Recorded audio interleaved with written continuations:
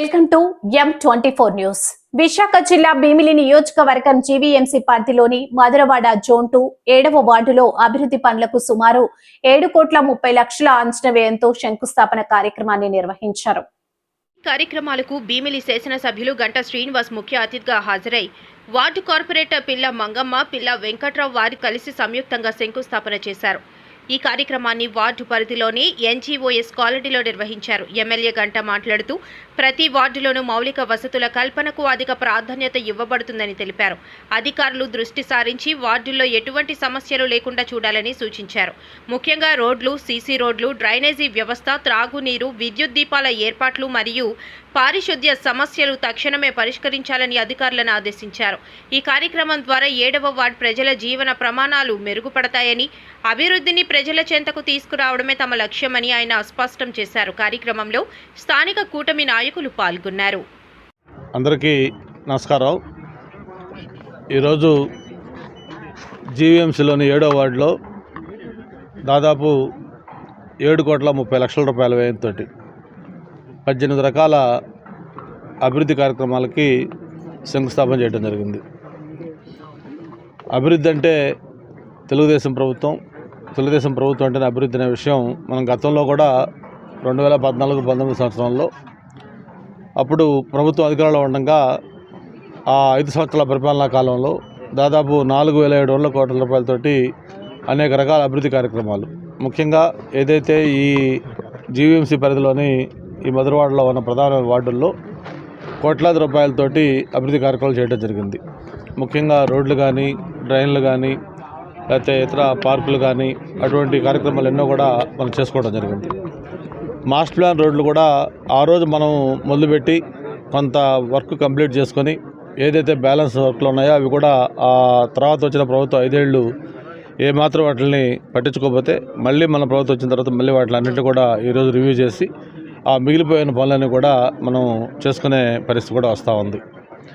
మరి ఇవన్నీ కూడా ఎందుకు చెప్తా ఉన్నానంటే ఈ 16 నెలల పరిపాలనా కాలంలో దాదాపు 150 కోట్ల రూపాయలతోటి ఈ కార్పొరేషన్ పరిధిలో ఉన్న అన్ని వార్డుల్లో కూడా అనేక రకాల అభివృద్ధి కార్యక్రమాలు చేశాం. ప్రత్యేకించి 7వ వార్డులో కార్పొరేటర్ మంగమ్మ నాయకత్వంలో మరి అనేక అభివృద్ధి కార్యక్రమాలకి జీవీఎంసీ ఆమోదం ఇవ్వటం, అవన్నీ కూడా ఈరోజు ఒక్కరోజే 7,30,00,000 రూపాయలతోటి మనం స్టార్ట్ చేసుకున్నామంటే ఎంత పెద్ద ఎత్తున అభివృద్ధి కార్యక్రమాలు అవుతాయో అంతా కూడా అర్థం చేసుకోవచ్చు. ఇందులో సీసీ రోడ్లు ఉన్నాయి, డ్రైనేజీలు ఉన్నాయి, అలాగే బరియల్ గ్రౌండ్స్ ఉన్నాయి. ఇవన్నీ కూడా అన్ని రకాల ఎక్కడ కాలనీలో పబ్లిక్ డిమాండ్ ఉంటుందో, వాళ్ళ అవసరం ఉంటుందో అవన్నీ కూడా కార్పొరేటర్ దృష్టికి తీసుకొచ్చినప్పుడు వాళ్ళు నా దృష్టికి అలాగే జీవీఎంసీ దృష్టికి తీసుకెళ్ళి ఆ వర్క్లని కూడా శాంక్షన్ చేసుకొని అవి కంప్లీట్ చేసుకుంటా ఉన్నాం.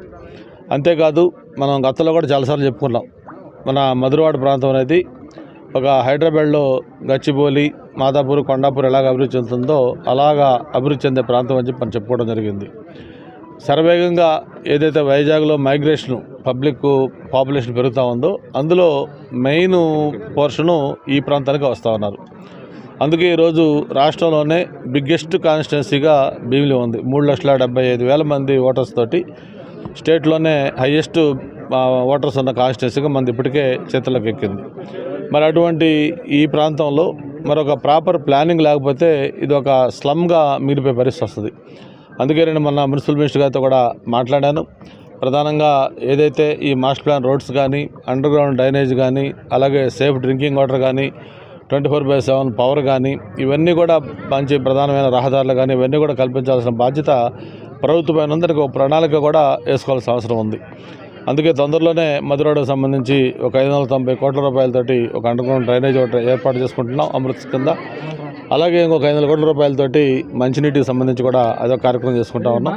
ఇవన్నీ కూడా మనం త్వరలోనే చేసుకుంటానికి కూడా అవకాశం ఉంటుందని చెప్పి కూడా తెలియజేసుకుంటూ, మనకు అంతర్జాతీయ విమానాశ్రయం భోగాపురం వచ్చే సంవత్సరం జూలై కల్లా స్టార్ట్ అవుతూ ఉంది. వన్స్ అది స్టార్ట్ అయిందంటే ఆ అంతర్జాతీయ విమానాశ్రయానికి నగరానికి మధ్యలో ఉన్న ప్రాంతం ఎప్పటికో పక్క టీసీఎస్, లేకపోతే కాగ్నిజెంటు, యాక్సెంచరు, సిఫీ లాంటివి ఎన్ని వచ్చినాయి. త్వరలోనే గూగుల్ అంటే రాబోతూ ఉన్నాయి. పెద్ద ఎత్తున పెట్టుబడులు కూడా విశాఖపట్నానికి రాబోతూ ఉన్నాయి. మరి రేపు 14-15 విశాఖపట్నంలో పార్ట్నర్షిప్ సమ్మిట్ కూడా ఉంది. గౌరవ ముఖ్యమంత్రి గారు 13 రాత్రికి ఇక్కడికి వస్తున్నారు. ఆ 2 రోజుల పాటు దాదాపు 10 లక్షల కోట్ల రూపాయలతోటి ఎంఓయూలు అవుతా ఉన్నాయి. దాదాపు ఇంకొక 7-8 లక్షల మందికి యువతకి ఉపాధి లభించే అవకాశాలు కూడా కలగబోతూ ఉన్నాయి. వీటితో పాటు మన మినిస్టర్ గారితో మాట్లాడి జీఎంసీ కమిషనరు అలాగే విఎంఆర్డీఏ కమిషనరు జిల్లా కలెక్టర్ గారితో కూడా మాట్లాడి ఏదైతే ఫ్యూచర్ అభివృద్ధి గురించి కూడా మనకి ప్రధానంగా 3 రూరల్ మండలాలు ఉన్నాయి. పద్మనాభం, ఆనందపురం, భీమిలి రూరల్. ఈ 3 మండలాలను కూడా విశాఖ కార్పొరేషన్లో విలీనం చేయాలని చెప్పి కూడా ప్రతిపాదన ఇచ్చాం.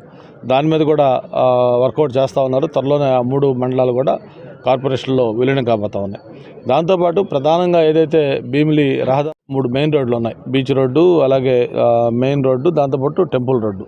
ఆ 3 రోడ్లు కూడా వైండింగ్ చేయడంతో పాటు భీమిలి టు తగరపల్స ఆ రోడ్డు వైండింగ్ ఇవన్నీ కూడా ఆల్రెడీ అధికారులతో చెప్పాం. దాని మీద ఇప్పటికే రకరకాల దాంట్లో స్టేక్ హోల్డర్స్ అందరితో కూడా మాట్లాడారు.